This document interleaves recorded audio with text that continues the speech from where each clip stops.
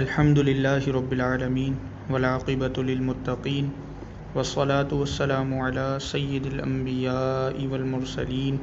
اما بعد فاعوذ باللہ من الشیطان الرجیم بسم اللہ الرحمن الرحیم الصلاة والسلام علیک یا رسول اللہ وعلی آلک واصحابک یا حبیب اللہ۔ السلام علیکم ورحمۃ اللہ وبرکاتہ۔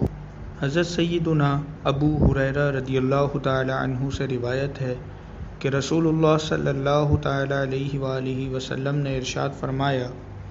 من تمسک بسنتی عند فساد امتی فلہ اجر 100 شہید،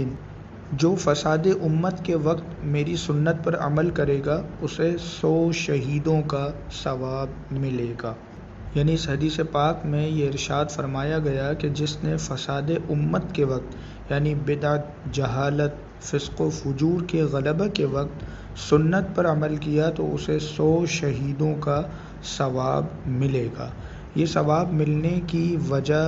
وہ مشقت ہے جو اس وقت سنت پر عمل کرنے والے کو سنت زندہ کرنے اور اس پر عمل کرنے کے سبب ہوگی، تو وہ اس شہید کی طرح ہیں جو احیاء دین کی کوشش میں شہید کر دیا گیا۔ رسول اللہ صلی اللہ تعالی علیہ وآلہ وسلم نے ارشاد فرمایا، ومن احیا سنتی فقد احبنی،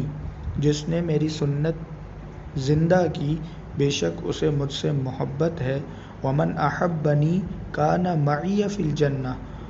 اور جسے مجھ سے محبت ہے وہ جنت میں میرے ساتھ ہوگا۔